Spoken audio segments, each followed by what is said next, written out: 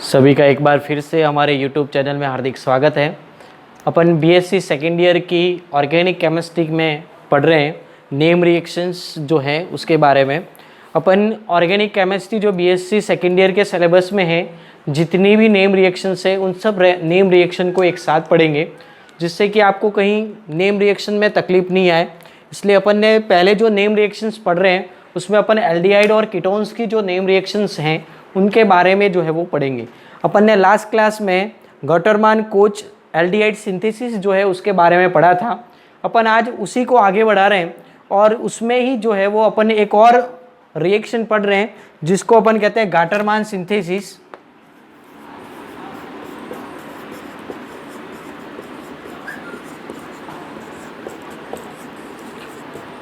इसमें भी अपन formation of aldehyde ही करते हैं, लेकिन इसमें जो है अपन ने जैसे लास्ट क्लास में कोच रिएक्शन में देखा था, गॉटरमान कोच रिएक्शन में अपन कार्बन मोनोऑक्साइड और HCl जो है वो एज अ रिएजेंट जो है वो यूज करते हैं।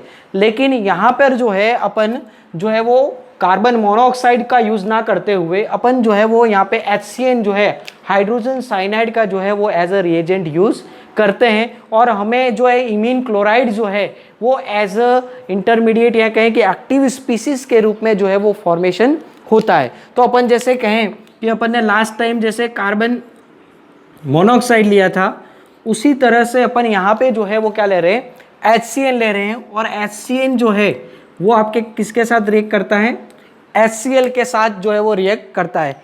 HCl आपका एसिड है और ये HCN जो है ये बॉन्ड के इलेक्ट्रॉन यहाँ आते हैं और ये इस प्रोटॉन को जो है वो एब्स्ट्रैक्ट करता है। तो एज अ रिजल्टेंट अपन देखें तो यहाँ पे हमें प्रोडक्ट के रूप में क्या मिल रहा है, तो HCNH,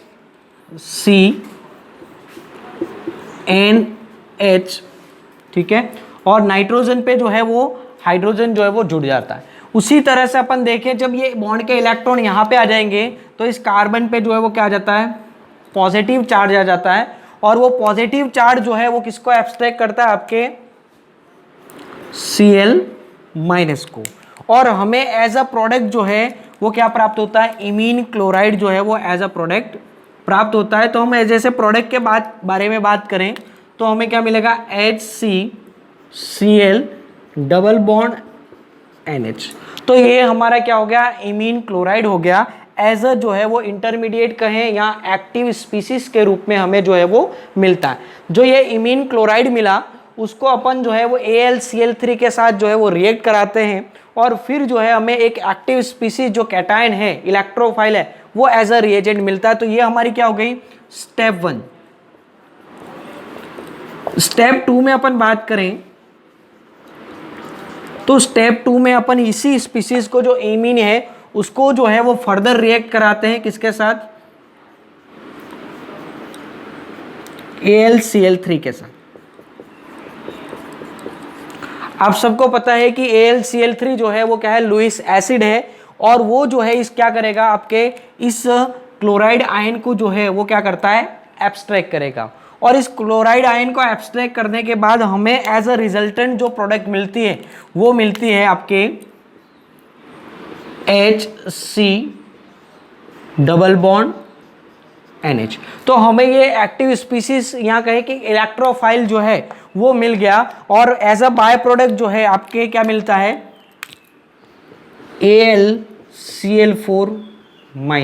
ये आपके बाय प्रोडक्ट के रूप में उस रिएक्शन में जो है वो मौजूद रहता है। तो हमें स्टेप 2 में जो है वो आपको क्या मिल गया, एक तरह से जो है कार्बोकैटायन कहें, यहाँ कहें एक तरह से हमें इंटरमीडिएट जो है वो एज अ फॉर्म हो गया। इस एक्टिव स्पीसीज का अपन जो है वो बेंजीन रिंग या कहें कि न्यूक्लियोफाइल जो है एरोमेटिक रिंग पे क्या कराएंगे, एक तरह से सब्स्टिट्यूशन कराएंगे, इलेक्ट्रोफिलिक सब्स्टिट्यूशन कराएंगे और हमें एज अ प्रोडक्ट जो है वो एल्डिहाइड जो है वो प्राप्त होता है। तो आपकी ये क्या हो गई, स्टेप 1 और स्टेप 2। तो आप इसका स्क्रीनशॉट ले सकते हैं।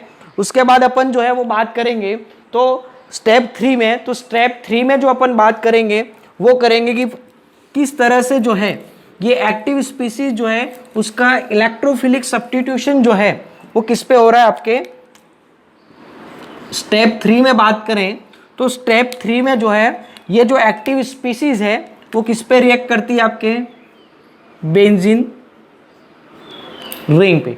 बेंजीन अपने आप में एक न्यूक्लियोफाइल की तरह बिहेव करता है और ये कार्बोकैटायन जो है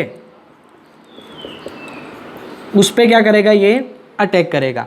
तो हमें एज अ इंटरमीडिएट जो है वो इस तरह का जो है रिएजेंट जो है वो फॉर्म होता है।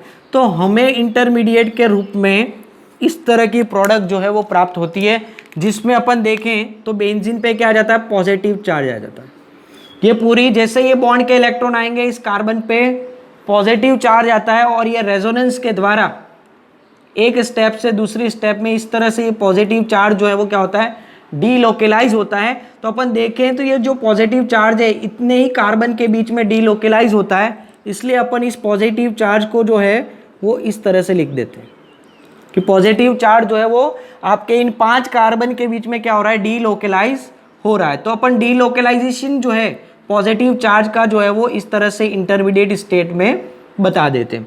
अब हमें जो प्राप्त हुआ, ये जब कैटायन अटैक करेगा तो यहाँ पे एक हाइड्रोजन है, carbon hydrogen double bond NH। तो हमारे ये जो है वो एक तरह से अपन ने इंसर्शन करा दिया इमीन जो कैटायन है उसका। उसके बाद अपन यहाँ पे -H+ करते हैं और ये प्रोटॉन यहाँ निकलेगा, तो हमें जो है वो एज अ प्रोडक्ट क्या मिलता है, जो बॉन्ड के इलेक्ट्रॉन है इस तरह से मिल जाएंगे, carbon hydrogen double bond NH। इसमें क्या होता है आपके फर्दर जो है इसमें हाइड्रोलाइसिस कराते हैं अपन, वाटर मॉलिक्यूल जो है वो इस पे क्या करेगा, एज अ न्यूक्लियोफाइल अटैक करेगा और अटैक करने पर जो है वो अपन को इस तरह से जो है वो अटैक करेगा। तो ये बॉन्ड के इलेक्ट्रॉन जो है वो कहाँ हो जाएंगे, आपके इस तरफ शिफ्ट होंगे। जैसे ही बॉन्ड के इलेक्ट्रॉन शिफ्ट होते हैं तो हमें इस तरह की प्रोडक्ट जो है वो फॉर्म होती है। यहाँ पे कार्बन है, उससे जुड़ा हुआ हाइड्रोजन है, नाइट्रोजन है, उससे हाइड्रोजन जुड़ा हुआ, उस पर क्या आ जाता है, नेगेटिव चार्ज आ जाता है, और आपका ऑक्सीजन हाइड्रोजन हाइड्रोजन और उस पर क्या आ गया, पॉजिटिव चार्ज। तो अब यहाँ पे देखें तो नाइट्रोजन पे पास जो नेगेटिव चार्ज है वो इस प्रोटॉन को क्या करता है, एब्स्ट्रैक्ट करता है, और ये बॉन्ड के इलेक्ट्रॉन यहाँ पे चले जाएंगे।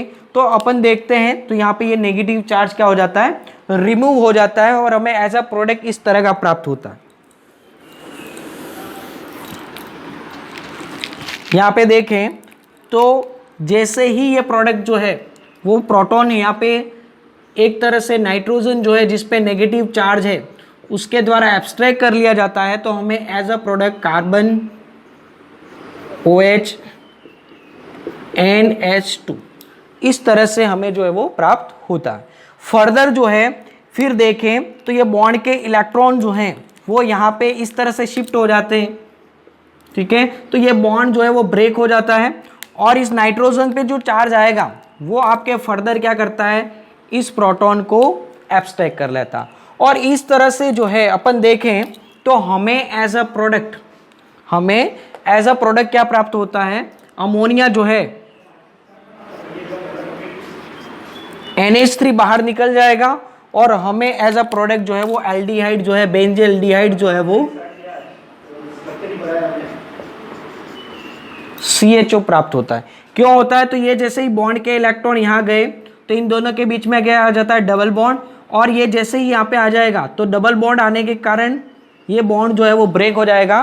तो ये इसके पास जो नेगेटिव चार्ज है वो इसको क्या कर लेता है, एब्स्ट्रैक्ट कर लेता है। तो इस तरह से जो है अमोनिया जो है वो एज ए बाय प्रोडक्ट बाहर निकल जाती है और हमें एल्डिहाइडिक प्रोडक्ट जो है वो एज अ रिजल्ट प्राप्त होती है। तो अपन जब एज अ रिएजेंट जो है वो कार्बन मोनोऑक्साइड नहीं लेके अगर अपन HCl लेते हैं तो वो रिएक्शन जो है वो क्या कहलाती है, आपकी गटरमान कोच रिएक्शन कहलाती है। इससे भी अपन जो है वो एल्डिहाइड की जो है वो सिंथेसिस कर सकते हैं। उसी तरह से जो गटरमान कोच रिएक्शन है उसमें अपन क्या ले रहे थे, कार्बन मोनोऑक्साइड और HCl। तो ये आपकी जो है वो एक एल्डिहाइड की नेम रिएक्शन हुई जिसमें अपन जो है वो एक तरह से फॉर्मेशन ऑफ बेंजील्डिहाइड जो है वो पढ़े थे। इसके बाद अपन नेक्स्ट जो है वो एक और नेम रिएक्शन की जो है वो बात करेंगे अगली क्लास में, जिसमें अपन जो है वो एक और एल्डिहाइड की सिंथेसिस जो है किसी और मेथड और किसी और रिएजेंट के साथ जो है वो पढ़ेंगे। तो अपन अगली क्लास में जो है वो इसके बारे में और एक नेम रिएक्शन के बारे में जो है वो बात करेंगे। आप इसका स्क्रीनशॉट लेना चाहें स्टेप 3 का तो ले सकते हैं। ये हमारा बेंजील्डिहाइड जो है वो एज अ प्रोडक्ट बन रहा है। Thank you.